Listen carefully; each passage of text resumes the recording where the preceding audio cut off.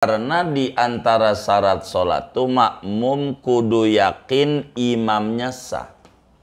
Makmum kudu yakin imamnya sah. Keyakinan itu yang nolongin, keyakinan itu. Tapi kalau tahu kagak sah. Kalau tahu imamnya nggak punya wudhu, nggak sah. Imamnya nggak sah. Karena kalau tahu, seperti imamnya kagak baca bismillah, baca fatihahnya. Kita nggak tahu. Tapi punya dzon, punya prasangka. Karena ada jeda dia. Jadi Allahu Akbar. Diam rada lama. Baru Alhamdulillahi Rabbil Alamin.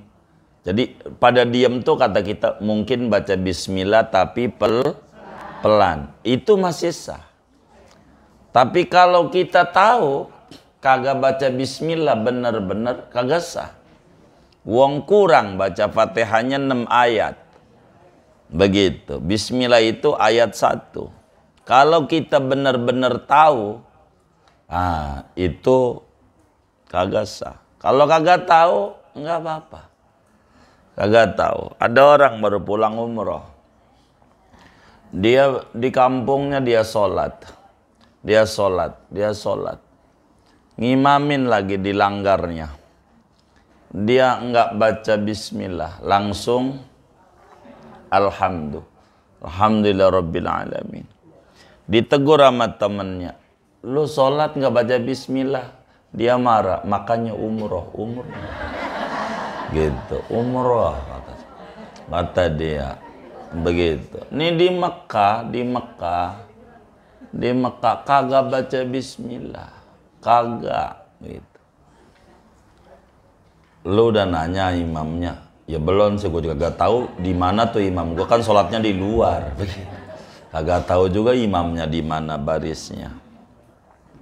Begitu. Lu kagak tahu tuh baca bismillah dia mau pelan. Oh begitu. Gue kira kagak baca, makanya nanya. Begitu. Siapa itu yang ngimamin waktu itu? Kata teman saya si Imam Sudes. Iya itu Imam Sudes, ente sadis. Enggak ngaji langsung nyimpulin. Nanya dulu sama imamnya. Tuh imamnya baca bismillahnya pelan. Alhamdulillah kenceng. Begitu. Oh begitu. Iya. Kalau kita enggak punya keyakinan begitu, sholat kita kagak sah. Assalamualaikum warahmatullahi wabarakatuh. Bismillahirrahmanirrahim. Allahumma inna nastahdika li arsyadi amrina wa zidna ilman yanfa'una. Qala al-imamul muallif rahimahullah wa nafa'ana bihi wa bi barakati ulumi wa ghafara lahu wa li masyayikhihi wa li masyayikhina amin. Wal afdalu an yakunal imamu faqihan. Adapun yang paling afdalnya yaitu hendaknya ada oleh imam itu adalah ahli fiqih, aliman bi ahkamis salati wal jamaati, lagi tahu dengan peraturan-peraturan salat dan salat berjamaah. Wa an yakuna min khiyarin nasi, dan bahwa ada oleh imam itu min khiyarin nasi, daripada orang terbaiknya manusia, fi dzati, pada zatnya, wan nasabi, dan keturunannya, wasifati, dan sifat-sifatnya. Wallahu a'lamu bissawabih. Ibu-ibu sekalian yang mulia, pertemuan ini kita akan membahas tentang sebaiknya yang jadi imam dalam sholat itu bagaimana begitu. Sesudah kita membahas tentang peraturan-peraturan sholat berjamaah yang jumlahnya ada 9 macam peraturan. Sebelum kita membahas tentang siapa yang paling bagus jadi imam, perlu diketahui secara umum bahwa imam dalam sholat itu jumlahnya ada 6 macam. Imam dalam sholat itu jumlahnya ada 6 macam. Nih orang nih kalau jadi imam dalam sholat itu ada 6 macam imam. Yang pertama, orang yang tidak sah jadi imam. Orang yang tidak sah jadi imam secara mutlak. Secara mutlak. Ada tuh. Jadi imamnya kagak sah. Kapan aja. Begitu. Siapa tuh yang kagak sah jadi imam? Pertama orang kafir. Ngimamin tuh. Mau lagu bagaimana juga. Biar hafal tuh Quran. Orang kafir. Kagak sah jadi imam. 2 orang gila. Orang gila tuh. Nggak sah jadi imam. Biar pinter orangnya, begitu, bisa ngaji segala macam, begitu, kagak sah. 3 orang mabok, kagak sah tuh, jadi imamnya, kagak sah. 4 orang yang belum tamyiz, umurnya baru 4 tahun, 5 tahun gitu, jadi imam. Ini ndak sah. Begitu biar dia bisa. Nanti temennya ngajak main gundu, tinggal tuh makmumnya. Masih belum tamyiz. Mana lagi orang yang masih statusnya jadi makmum. Orang yang masih jadi makmum kagak sah menjadi imam. Begitu, kagak sah jadi imam.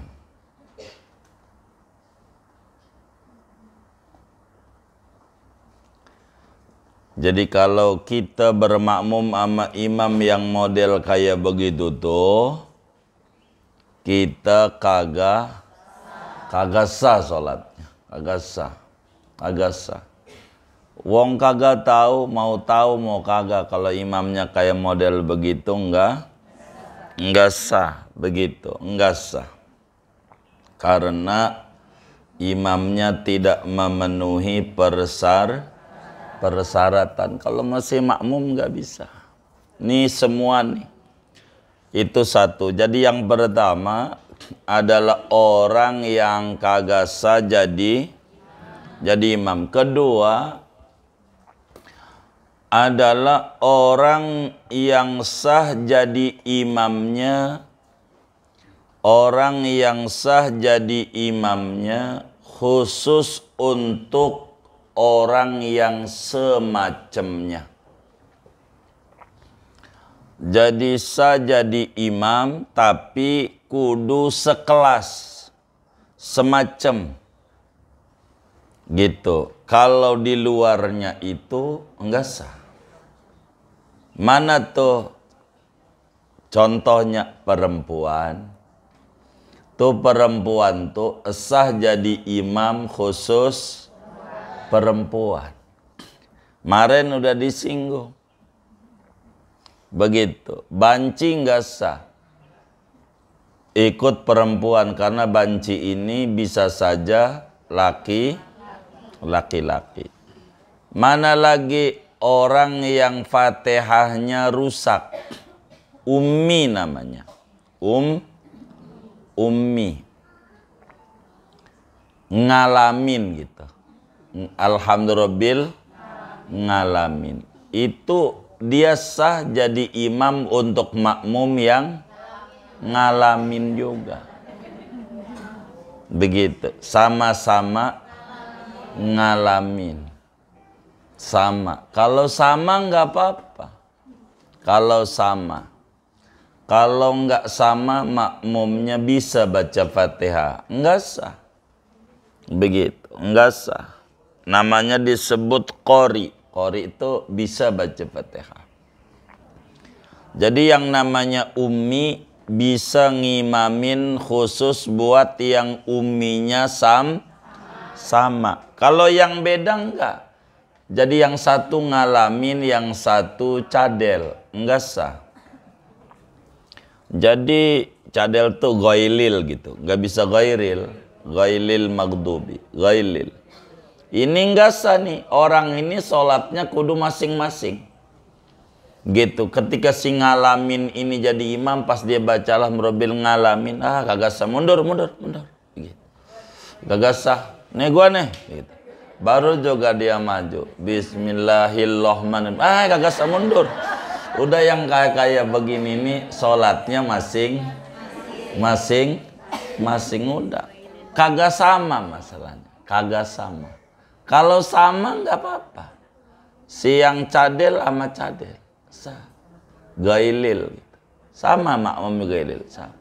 Itu begitu. Itu begitu. Ketiga, orang yang sah jadi imam bila mana kita tidak tahu. Orang yang sah jadi imam bila mana kita sebagai makmum kagak tahu. Kalau tahu kagak sah. Kalau kagak tahu sah. Mana imamnya sholat nggak punya wudhu, satu kita makmum sah. Berhadas namanya, imamnya berhadas. Jadi teman kita sama-sama perempuan, kita main di rumah teman kita. Pas main, teman kita salim sama lakinya, habis wudhu mau sholat. Nah, kita tahu, ini kalau tahu kita nggak sah, karena kita.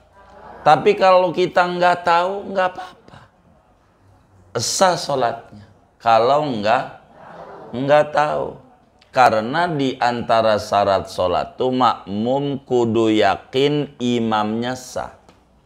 Makmum kudu yakin imamnya sah. Keyakinan itu yang nolongin, keyakinan itu.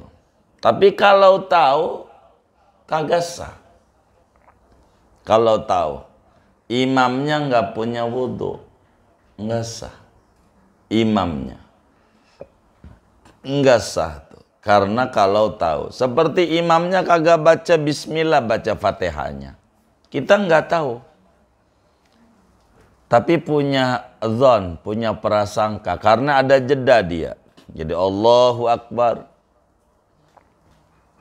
diam rada lama, baru Alhamdulillahirabbil alamin. Jadi pada diam tuh kata kita mungkin baca bismillah tapi pelan. Itu masih sah. Tapi kalau kita tahu kagak baca bismillah bener-bener kagak sah. Wong kurang baca Fatihahnya 6 ayat. Begitu. Bismillah itu ayat 1. Kalau kita bener-bener tahu, itu kagak sah. Kalau kagak tahu, nggak apa-apa. Kagak tahu. Ada orang baru pulang umroh. Dia di kampungnya dia sholat. Ngimamin lagi di langgarnya. Dia nggak baca bismillah, langsung alhamdulillah.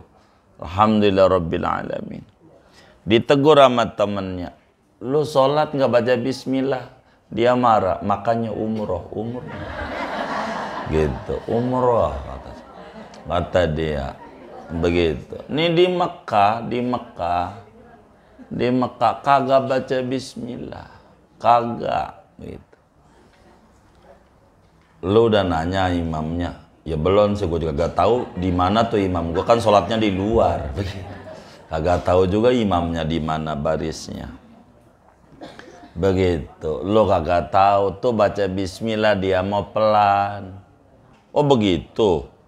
Gue kira kagak baca, makanya nanya. Begitu. Siapa itu yang ngimamin waktu itu? Kata teman saya si Imam Sudes. Iya itu Imam Sudes, ente sadis. Enggak ngaji langsung nyimpulin. Nanya dulu sama imamnya. Tuh imamnya baca bismillahnya pelan. Alhamdulillah kenceng. Begitu, oh begitu. Iya. Kalau kita enggak punya keyakinan begitu, sholat kita kagak sah. Begitu, kagak sah. Kenapa? Karena imamnya kurang sholatnya.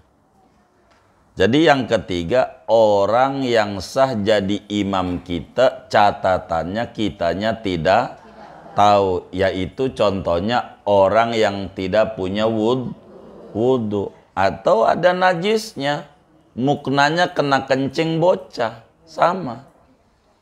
Dia lupa tuh, dia punya baju kena kencing anaknya, ngimamin aja dohor. Begitu tuh, udah selesai sama temennya pulang, jam 1 dia ingat, waduh, ini baju ini kena kencing bocah. Ini bagaimana? Ya maka orang ini ngulang. Makmumnya enggak usah. Enggak ngulang. Jangan dibilangin makmumnya, siana. Tuh, iya ngapa? Lu kan tadi mau sama gua tuh di rumah gua, iya. Tuh kagak sah, ya kasihan banget dia. Ngomong orang kagak, sholatnya diulang. Jadi nggak usah dibilangin, kita aja yang ngulang. Jadi biar orang lain jangan dibikin susah, jangan. Yang keempat, orang yang sah jadi imam, orang yang sah jadi imam dalam satu sholat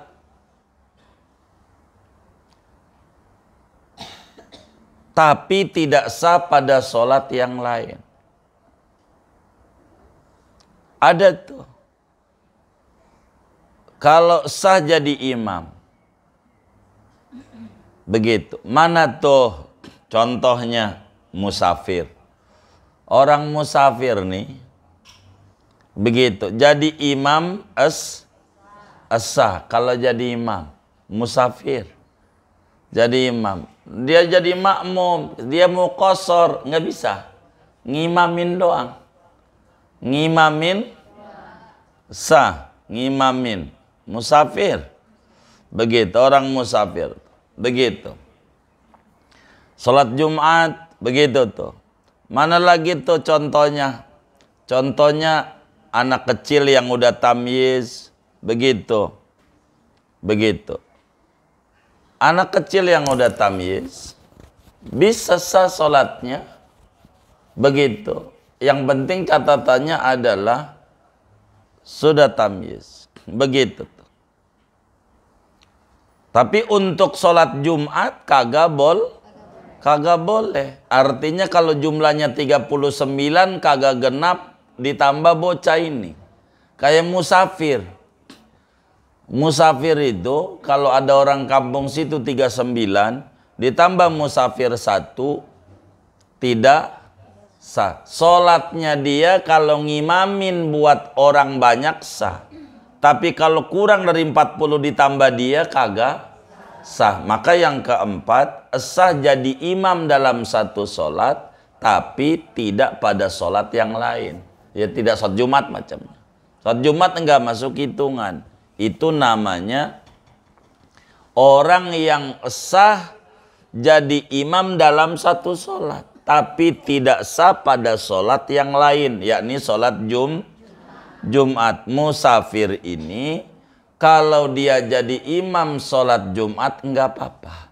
Tapi kalau orangnya jumlahnya 39 ditambah musafir kagak sah. Wong Jumat kudu ada orang 40.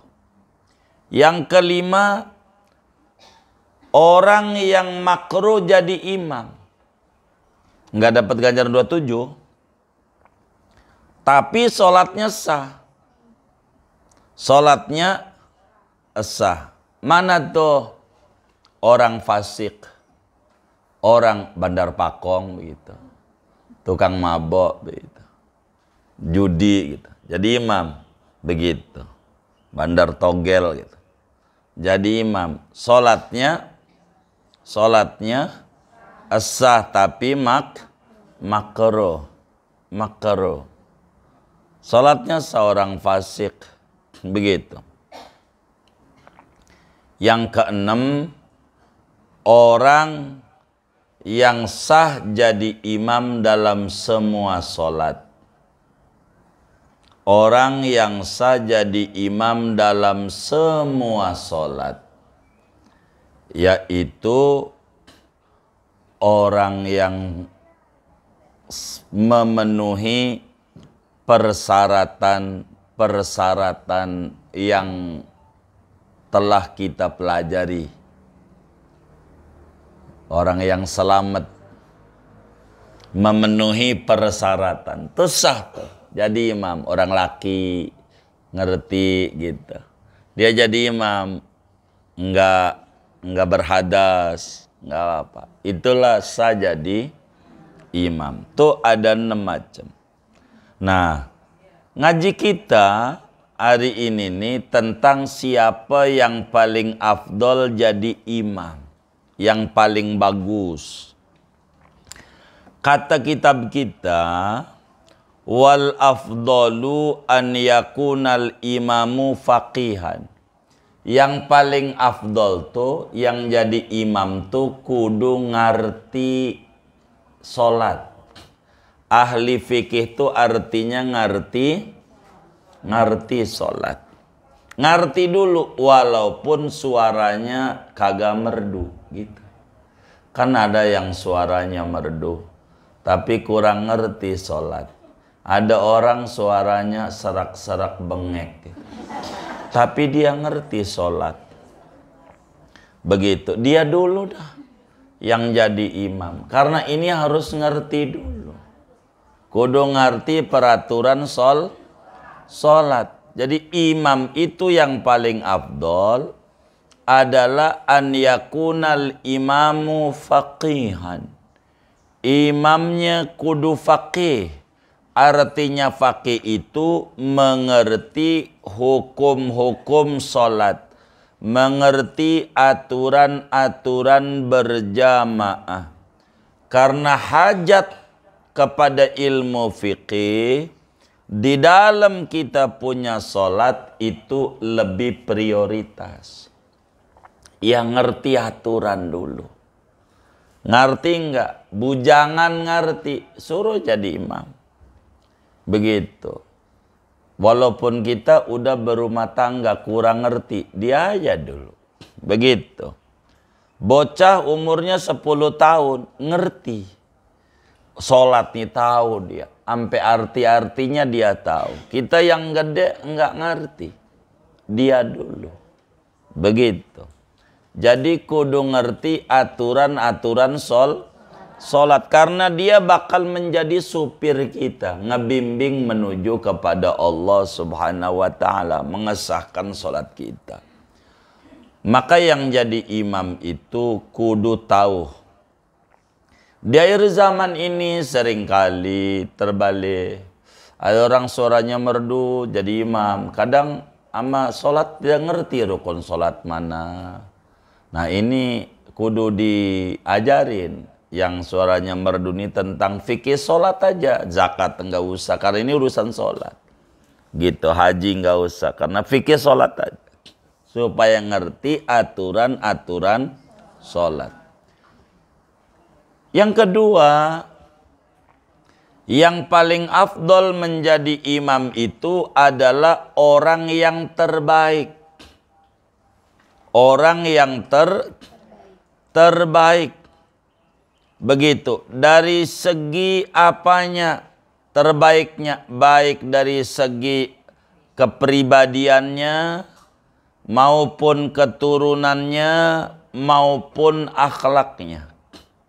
Akhlaknya. Kudu yang terbaik. Yang jadi imam tuh kudu yang terbaik. Yang terbaik. Ada Habib sama kita. Nasabnya tinggian dia. Maka dia tuh Habib tuh. Tapi janjinya semuanya ini berurutan. Pertama fikih dulu. Fikih itu artinya ngerti sholat. Si A ngerti, si B ngerti, cari yang lebih. Oh, si B adalah Habib, gitu turunan Nabi. Si A, si B bukan. Maka fakih turunan Nabi. Fakih bukan, dia punya kelebihan 2. Begitu. Terus saja diadu orang tuh. Dicari yang lebihnya untuk jadi imam. Ini orang ngerti sholat, ini orang ngerti sholat, ini orang bujangan, ini orang berkeluarga. Yang berkeluarga suruh jadi imam. Kenapa? Udah lebih. Tapi dasar utamanya ngerti sholat dulu. Kitab kita tuh. Fakih dulu. Fakih itu ngerti sholat. Sesudah ngerti sholat baru diurut yang lainnya. Ini orang ngerti, ini orang ngerti. Apa kelebihannya? Yang punya lebih nih disuruh. Begitu, yang lebih. Nah, kita jadi tamu di rumah orang, maka tuan rumah lebih afdol jadi imam. Kita tamu jadi makmum. Jangan tamu sama lo jadi makmum aja. Gua kan ustazah begitu. Kagak. Tetep aja kita tamu. Tuan rumah lebih berhak. Ya, walaupun kita ini dia ngimamin karena dia begitu, nggak boleh kita karena ada aturan. Dia punya lebih, tuan rumah. Maka tuan rumah tuh namanya sahibul wilayah, yang punya kekuasaan di rumah. Maka dia begitu, imam tuh. Jadi begitu. Bernegara juga sebetulnya begitu. Cari yang paling pinternya orang untuk menjadi presiden. Yang paling pinternya jadi ngerti. Begitu. Harusnya begitu. Dipilih. Supaya ngerti. Dari sholat ini belajarnya. Dari sholat ini aturannya begitu. Diatur aturannya supaya kita ngerti begitu. Jadi kudu melebihi zatnya kayak turunan Nabi begitu tuh. Zatnya mulia, wong di badannya ada darah Nabi, mulia dia, mulia. Kita kudu hormat. Jadi kemuliaan tuh ada 3 kemuliaan tuh, ada 3. Ada namanya fadilatul adab. Ada namanya lagi yang kedua fadilatul ilmi. Yang ketiga fadilatun nasab. Ada 3. Ada kelebihan dari segi akhlak. Kedua ada kelebihan dari segi ilmu. Ketiga ada kelebihan dari segi keturunan. Bila kumpul semuanya, hebatnya orang. Bila kumpul semuanya, jadi dia turunan mulia, ilmunya banyak, sopannya, akhlaknya bagus. Ini namanya kumpul. Udah paling cakepnya orang.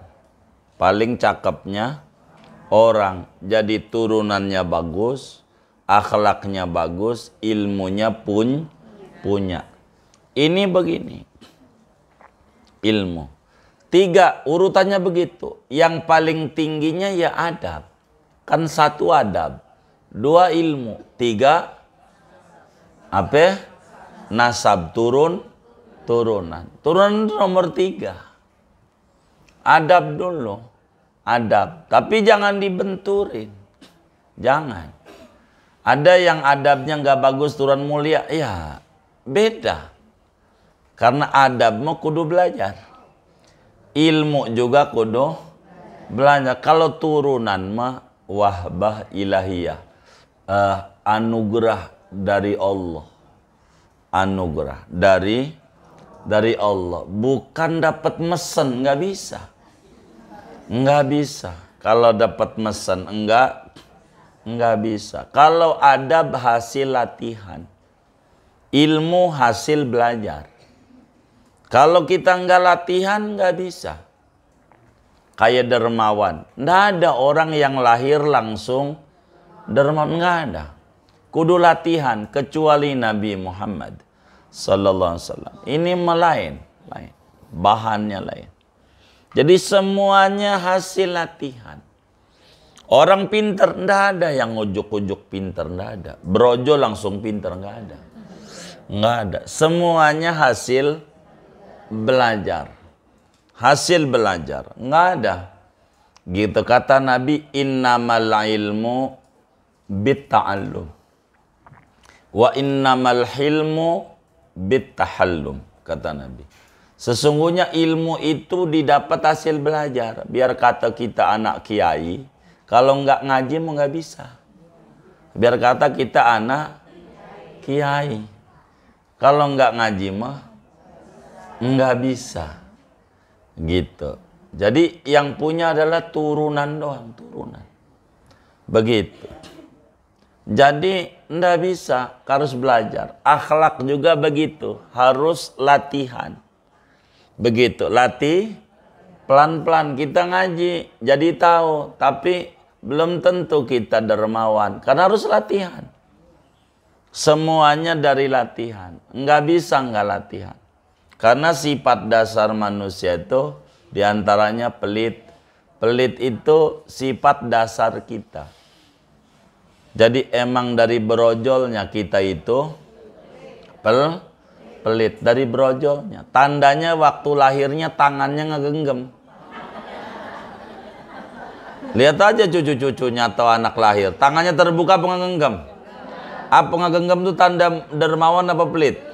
Iya, jadi kita lahirnya Andai ada orang dermawan hasil latihan. Hasil latihan. Latihan. Belajar. Begitu. Pelit itu akhlak buruk. Iya. Akhlak buruk, paling buruk. Dari mana? Nggak usah pakai dalil agama. Dalil keseharian aja. Ada orang pelit, sama temennya yang pelit, demen apa gedek? Tuh, sama-sama pelit padahal. Sama-sama orang pelit, sama temennya yang pelit, demen apa gedek? Tuh, kagak demen. Padahal sama-sama pelit. Kan bener, kalau sama-sama kan kudunya demen ya kan? Sama-sama, kagak. Itu menunjukkan pelit itu akhlak buruk. Jadi yang jadi imam pertama zatnya bagus. Turunan mulia, suku Quraisy, itu mulia namanya. Gitu, Habib kita bilang. Habib gitu. Orang mulia tuh Habib. Orang mulia. Kita hormat. Sama Habib jangan gak hormat. Begitu. Gitu, suka ngaji tuh. Itu istrinya Habib Muhammad, umi kita tuh, Syarifah, suka taklim itu. Harus hormat sama anak cucunya Rasulullah, anak cucu Nabi. Begitu, nggak bisa kita, harus hormat. Ini lagi sekarang nih ujian keimanan, repot. Sekarang nih ujian keimanan, mana orang-orang yang benar-benar demen, mana yang kagak. Sekarang nih lagi dibontang mantingin kita nih. Begitu kita nih. Maka kita banyakin baca sholawat biar kita nggak terprovokasi, terbawa oleh pikiran-pikiran yang kagak-kagak. Kagak. Begitu. Ini ndak benar, ndak benar. Kita disuruh hormat sama anak cucu Nabi itu hormat. Ta'zim. Karena di badannya ada darah mulianya Rasulullah sallallahu alaihi wasallam. Begitu. Kita kudu hormat. Begitu. Jangan kita enggak hormat. Begitu. Orang yang dari segi sifat apik gitu. Agamanya hati-hati sama sembrono. Yang hati-hati ini suruh jadi imam. Yang tuaan suruh jadi imam daripada yang mudaan. Ini dasar utamanya sama. Fikih dulu. Ini ngerti sholat. Ini orang kampung sini. Si B juga orang kampung sini. Si ini tuaan, si B mudaan, ya udah si A jadi imam. Lebih masalahnya. Tuh, cari aja yang lebihnya. Itu maknanya min khiyarin nas, daripada orang terbaiknya. Cari yang terbaiknya. Itu untuk jadi imam. Ibu-ibu begitu, yang punya anak 1 sama anak 2, yang anak 2 suruh jadi imam. Begitu. Anaknya sama-sama 2, yang satu udah punya cucu, yang satu belum, yang udah punya cucu. Begitu. Pusingnya banyak kan. Begitu. Jadi suruh jadi imam. Begitu. Iya, kan begitu. Iya, begitu. Cucu kagak ngerti banget, nenek baru juga pulang ngaji, berisik amat. Gue pengen ngaji lagi. Begitu. Jadi orang tuh, bila kemudian itu punya kelebihan, maka dia jadi imam. Kita tuan kontrakan, ama yang ngontrak, maka yang ngontrak jadi imam. Kita jadi makmum.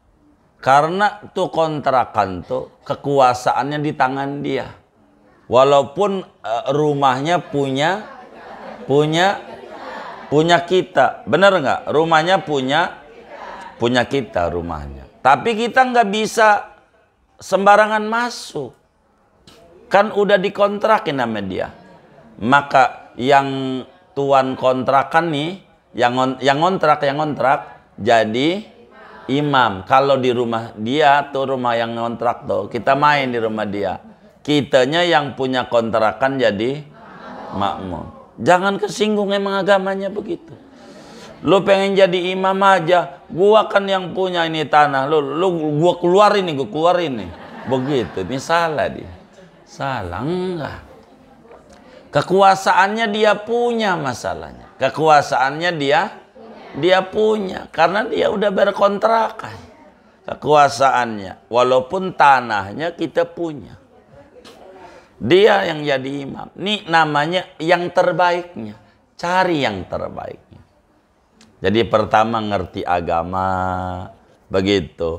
Kemudian sopan, turunannya bagus, yang turunannya bagus. Begitu, turunannya begitu. Kalau turunan IKPN nggak boleh dinikahin. Itu turunan.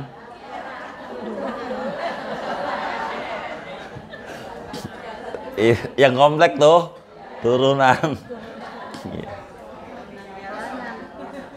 Iya. Turunan. Jadi nasabnya mulia. Mulia. Begitu. Suruh jadi imam. Dia punya kelebihan. Jadi ala kulli hal. Jadi yang paling tinggi jadi imam siapa? Ya secara jujur adalah yang tertingginya di negeri itu, presiden. Begitu. Itu jadi imam tuh. Begitu. Kagak ngerti. Ya kalau kagak ngerti jangan. Begitu kan tadi urutannya. Karena dia sohibul wilayah.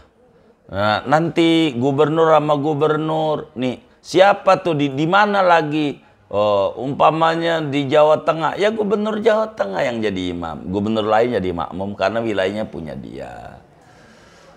Tergantung di mana. Sampai RT sama warganya, imamnya lebih tinggian RT. Tapi artinya nggak ngerti. Ya warganya yang ngerti dah. Begitu. Pokoknya apa kek? Harus punya kelebihan. Ini di dalam aturan-aturan sholat. Karena apa? Karena cari yang terbaiknya yang menjadi imam dalam sholat. Begitulah di dalam bernegara juga sama. Ala kulli hal, yang pertama adalah ngerti aturan sholat. Dua, dia ngerti adab. Warok, akhlaknya bagus. Begitu akhlaknya bagus. Yang kayak begitu, itu jadi imam.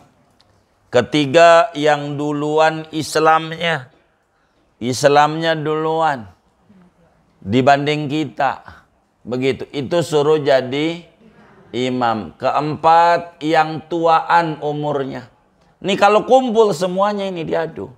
Terus saja cari yang punya kelebihan. Kelima, yang mulia nasabnya. Udah ini semuanya baru. Yang paling bagus pakaiannya. Ini ibu ini muknanya harga 200.000. Yang ibu ini 1 juta. Yang 1 juta suruh jadi imam. Begitu. Iya, karena kelebihan. Punya kelebihan. Tapi bukan dari pakaian dulu tuh urutannya kayak tadi. Ini sama-sama ngerti sholat, sama-sama orang kampung situ, sama-sama akhlaknya baik. Kan sama semuanya. Cuman ada beda. Yang atu muknanya jelekan, ada Pulau Seribunya tuh hitam-hitamnya di atasnya. Begitu. Ada yang bagusan. Yang bagusan itu yang jadi imam. Habis ini yang suaranya merdu. Terakhir. Yang satu suaranya serak-serak basah, yang satu serak-serak bengek. Udah yang serak-serak basahnya yang jadi imam. Biar bagus. Inilah makna daripada tulisan kitab kita, wa an yakuna min khiyarin nasi fidzati wan nasabi was sifati.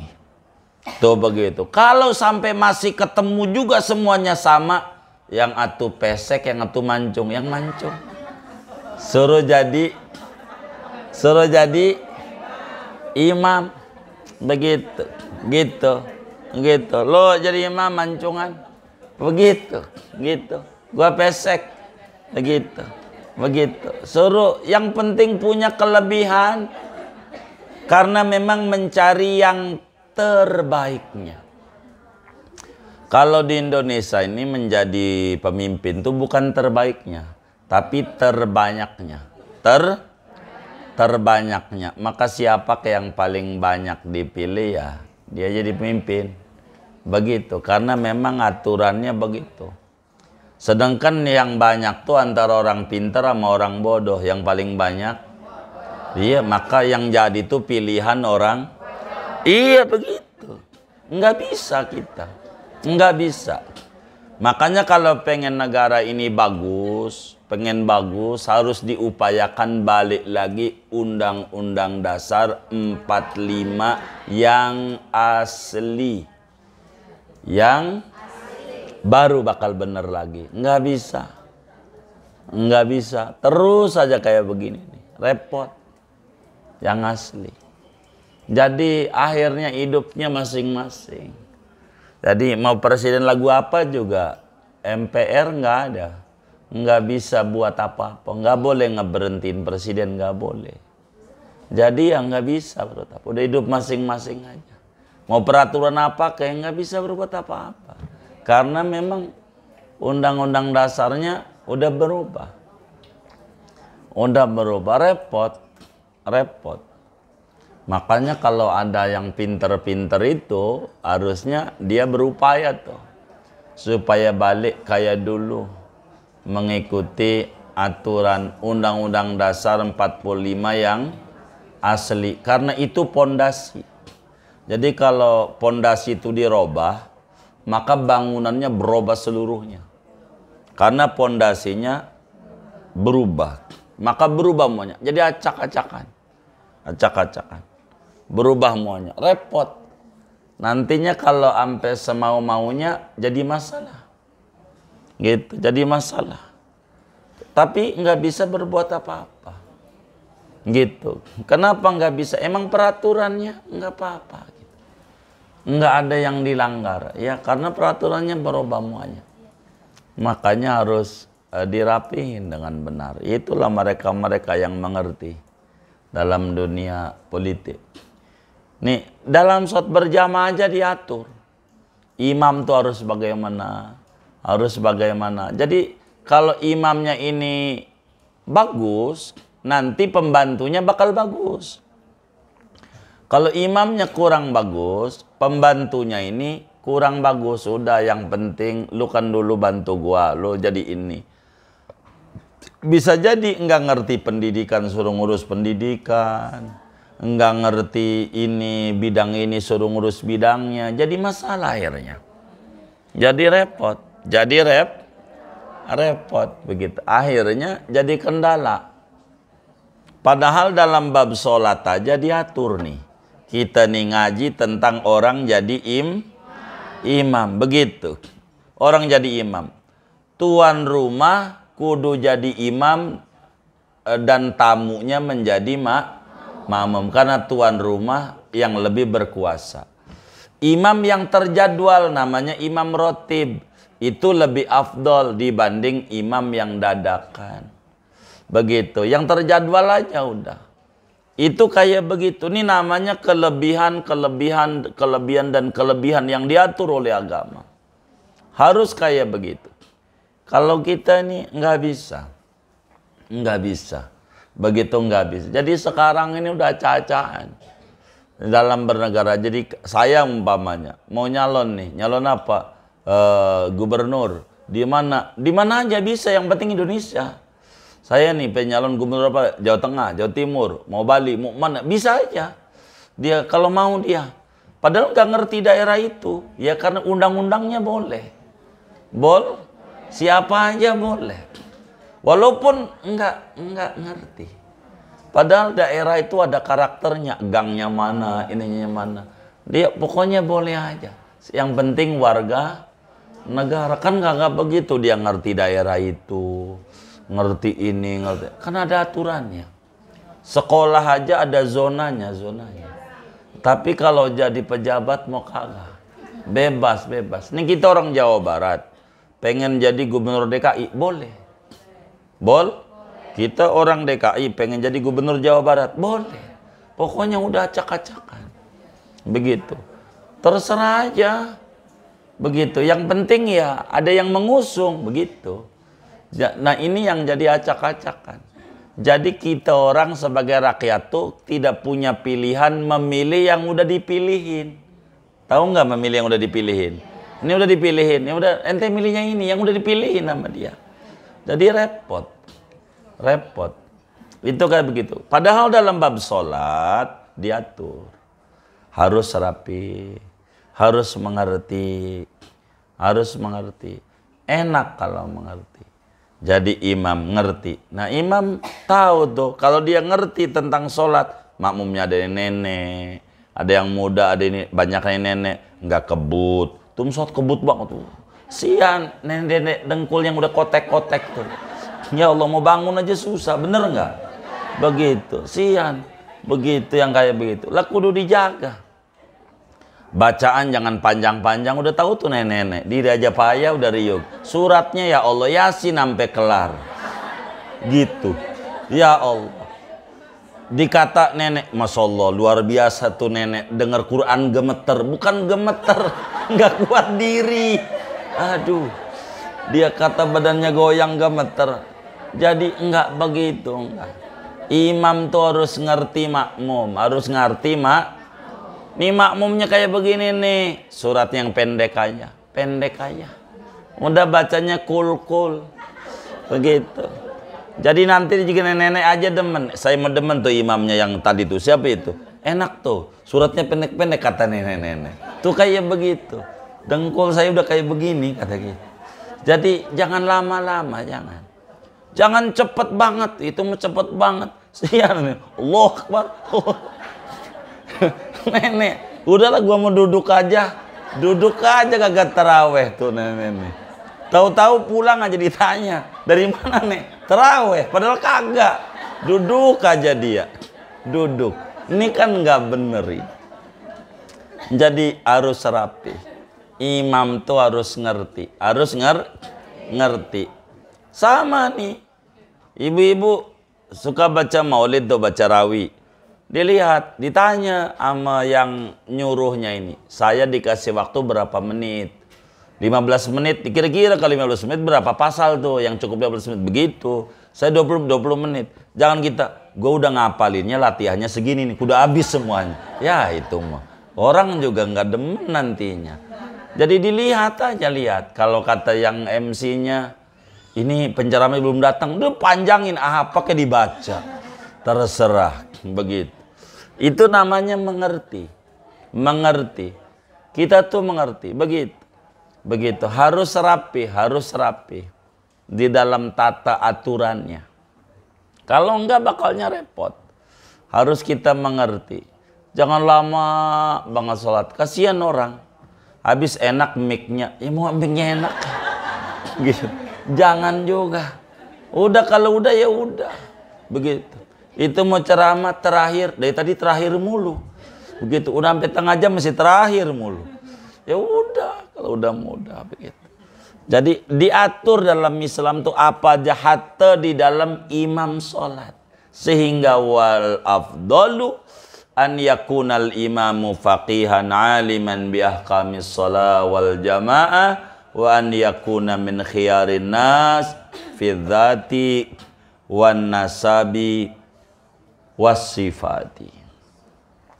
Paling afdolnya hendaknya imam itu faqih, artinya ngerti hukum-hukum sholat, hukum wudu, aturan berjamaah, dan juga orangnya orang pilihan, yang terbaiknya orang dari yang hadir. Itulah yang hendaknya dijadikan imam. Ini yang paling pokok di dalam aturan-aturan daripada sholat berjamaah. Begitu. Mudah-mudahan Allah Subhanahu wa taala berikan kita kesempurnaan adab, kesempurnaan ilmu, dan juga diberikan keturunan yang baik. Begitu. Itu adalah hal yang paling penting buat kita bersama. Dah, faslun babu sholatis safar, bab tentang sholat orang bepergian jauh. Nanti akan diatur, kayaknya nggak mau sekarang biar nggak double-double, buat tanya jawab saja. Ada yang ditanya mungkin dari materinya, telur semdoa, silakan. Baik. Waalaikumsalam.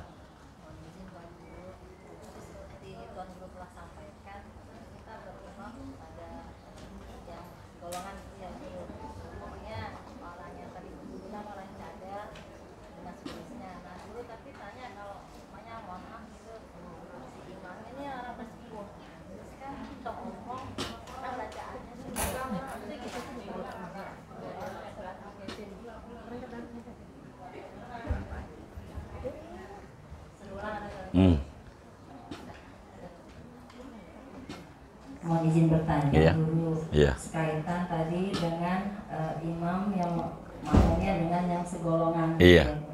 Iya. Kalau andaikan imamnya itu sudah sepuh, Iya. bacaannya kan kayak sin itu kan kurang jelas. Itu kalau seperti itu sah nggak dulu? Terus kalau posisinya umpamanya kita pas jadi makmum ternyata juga imamnya cadel gitu, itu kita mundur atau tetap ikut sholat? Terima kasih Tuan Guru. Iya, baik. Sebetulnya bukan karena sepuhnya. Yang paling pokok itu benar dulu. Benar di dalam bacaan sholat. Jadi ada juga orang yang sepuh, yang giginya masih rapi, bagus, sampai tua. Ada juga yang sepuh yang udah metik. Tahu metik nggak? Apaan? Iya ompong. Gitu. Jadi enggak ada giginya. Yang enggak ada giginya kan metik ya. Karena dia ompong jadi susah dia bacaannya, udah acak-acakan. Yang kayak begini nih jangan ngimamin. Mundur aja. Kalau kita udah rusak nih, bukan sepuhnya tapi karena ompong ini isinya ngempos. Tahu ngempos nggak? Hurufnya rusak semuanya. Begitu. Adzan aja nih, kalau dia adzan ya Allah gitu. Orang aja boro mau bangun tambah nyenyak tidurnya. Suara yang kayak begitu tambah pules dia. Jadi bila kemudian dia rusak, jadi tidak sepuhnya, tapi karena dia nggak ada giginya sehingga dia suaranya rusak, maka dia jangan jadi imam. Jadi makmum saja, mundur. Bagaimana kalau kita jadi makmum? Kita tahu imamnya begitu rusak tuh bacaannya begitu. Nah ya kita mufaroqah. Karena nggak sah kita ngikutnya. Nggak sah. Nah inilah tugas pengurus. Menseleksi. Orang di perusahaan ada HRD.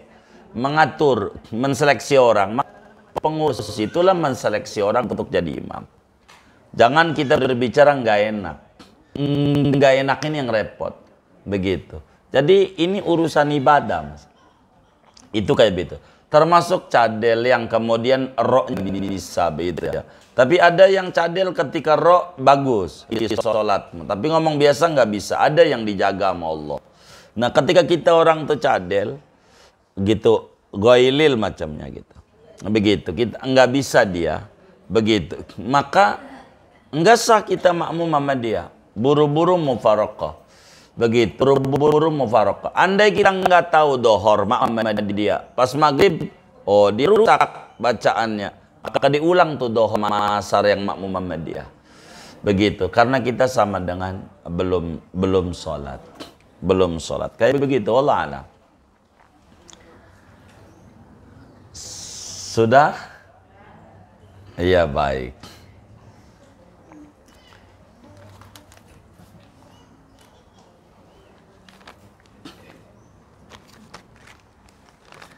Kita baca Fatihah. Ini ada gigi 2000 dari keluarga besar Bapak Haji Muhalif Kebon Mangga, 1.300.000 rupiah. Ini dari Bunda Khoslah. Pahalanya untuk almarhum Furaji bin Muhammad, Saluki bin Lufi, Haji Zaini bin Mizen, Salamon bin Marjan. Ini dari hamba Allah. Pahalanya untuk almarhum Haji Abdul Karim bin Usman Bahrak, Haji Manhal bin Haji Jamhuri, Haji Usman bin Umar Bahrak, Haja Hikmah binti Haji Said, Haja Ramlah binti Haji Ismail, Nur binti Ahmad Humran. Ini dari Ibunda Hajah Sa'diyah. Pahalanya untuk almarhum Haji Muhtar bin Haji Umar, Haji Saidi bin Kion, Haja Absa binti Abdul Qadir, Haji Umar bin Embet, Haja Ipa binti Haji Idris, Agus Salim bin Haji Saidi, Ahyar Setiawan bin Haji Saidi. Kita baca Fatihah, mudah-mudahan wakaf-wakafnya hamba-hamba Allah ini semuanya diterima oleh Allah, diganti berlipat-lipat ganda, diberikan rezeki yang luas, yang halal, yang barokah. Allah sehatkan zahir batinnya, diri keluarga dan anak-anaknya. Allah kabul hajat dunia, hajat akhiratnya. Almarhum almarhumah semua yang beliau niatkan kubur mereka menjadi raudhah min riyadil jannah. Allah bahagiakan di alam barzakhnya, Allah muliakan di alam barzakhnya, Allah senengin di alam barzakhnya, Allah curahkan limpahan ampunan, rahmat dan keridhaan di alam kuburnya. Amin. Al-Fatihah.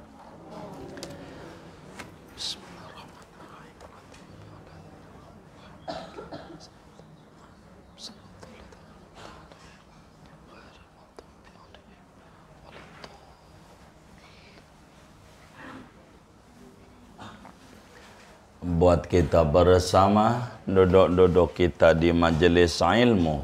Mudah-mudahan Allah Subhanahu wa Ta'ala berikan kita semuanya limpahan barokah.